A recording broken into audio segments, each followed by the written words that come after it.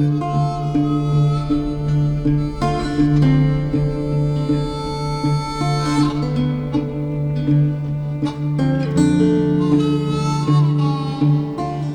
depend on friends like Wade to come up with interesting things to do. They seem to be the visionary people, and I'm like, oh yeah, that sounds fun. Let's go do that.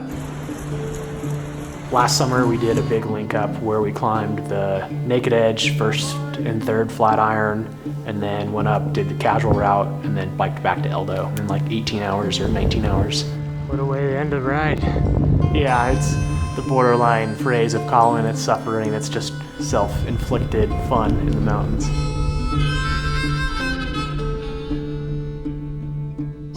It's not like I sought out this record and specifically trained for it. Earlier this year, I ruptured my A4 pulley.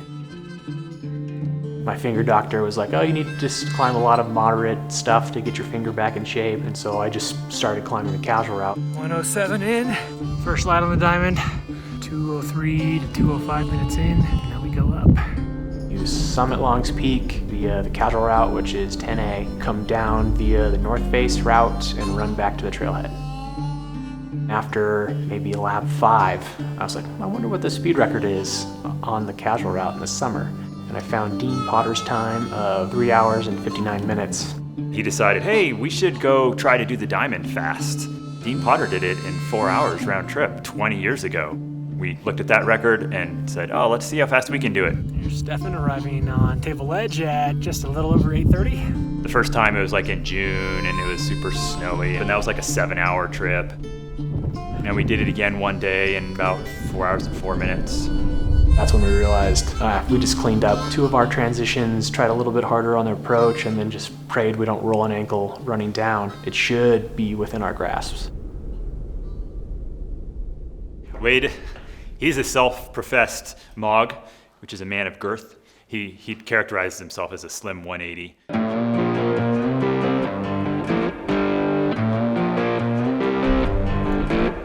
Stefan in a previous life was fast. He still is very fast. He used to hold the record for the first flat iron. He still holds the record for the first and third combined. He was always someone I looked up to. Like, oh, I'm never gonna be that fit or that fast. Where we started really climbing a lot was probably on the naked edge in El Dorado Canyon here in Boulder. The early morning in Eldo, you'll see it's a pretty strong community of climbers who get up before work, try to get in as many pitches as they can.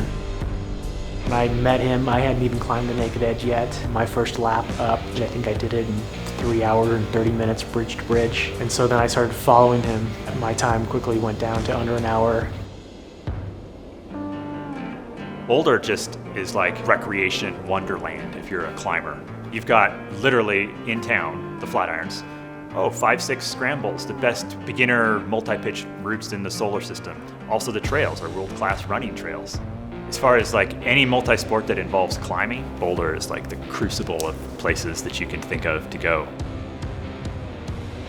The whole multi-sport thing really has a pretty strong history in Boulder. It breeds insanely fit people who do really fun things. It's competitive, but it's not serious. First flat iron happy hour.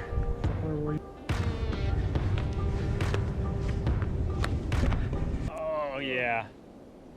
Cheers.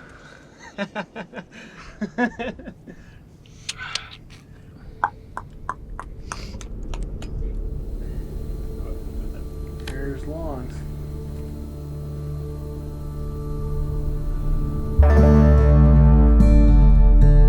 After its first ascent, it was called the Integral route, and then Charlie Fowler came up and free soloed it shortly thereafter and said it was a casual day in the mountains, and then it kind of just shifted to being known as the casual route. It is the easiest route on the diamond proper. It's really like 800 feet of endurance.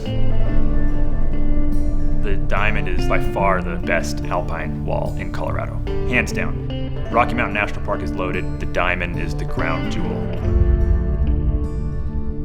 There's easy routes like the casual route, and then there's 514 minuses. It is just stacked with routes. It's just one of those places that you never get sick of. Speed records, or FKTs if they come to be known now, fastest known time. In Yosemite in California, the speed records are usually bottom of the route to the top of the route. In Colorado, for whatever reason, it's round trip time, trailhead to trailhead. It gives a big advantage to people like me and Wade, who are like, we're not really runners, but we run. We probably identify both more as climbers, even though we're not high-end climbers.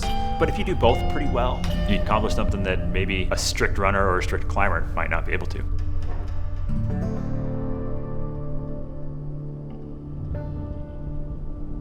All right, 3, 2, 1. Hit it!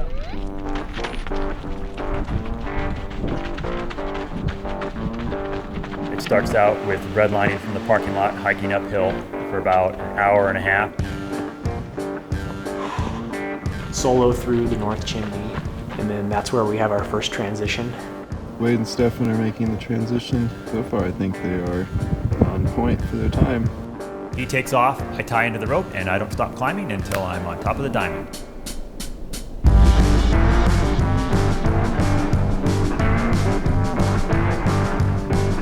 Even when you're climbing really fast, you have to force yourself to climb slower to make sure every move is solid. You always need to have at least 2 pieces of gear, and both of them have to be absolutely bomber, because if something does happen, you're already looking at a huge fall. Really, both of us go into it with a solo mindset of, you know, I do have a rope, but I can't fall. So here's the rack we brought on the casual route. Really just a single set of 0 friends with an extra 0.4. Someone who's climbing the casual route, they're probably bringing 14 cams, but they're also doing it in 6 or 7 pitches, and we climb it in 1. It's the best one pitch on the diamond.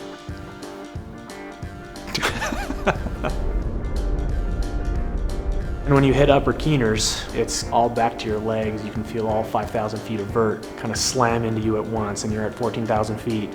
And so those last 10 minutes are usually the longest during the effort. Boys should be topping out. They are certainly on time, if not ahead, to beat the record. I believe we summited Longs in 2:57. We both can descend in less than an hour. And as long as we executed the downhill, we pretty much had the record. It's just a barrage downhill. Just caught him from behind a little bit.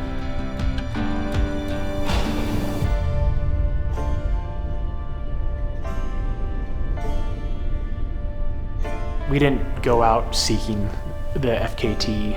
We just wanted to have fun on the diamond.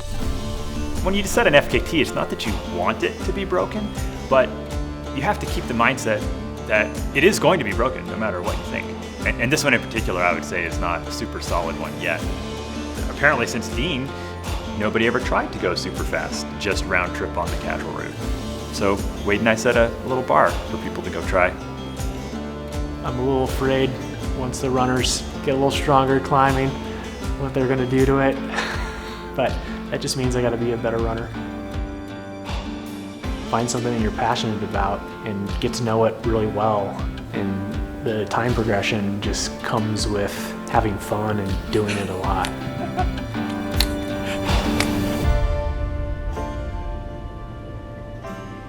If someone asked me how to climb the casual fast, I'd happily hand them my gear beta. Here's my splits, here's how to do it. Please go break my time. Because then I just get to do it again.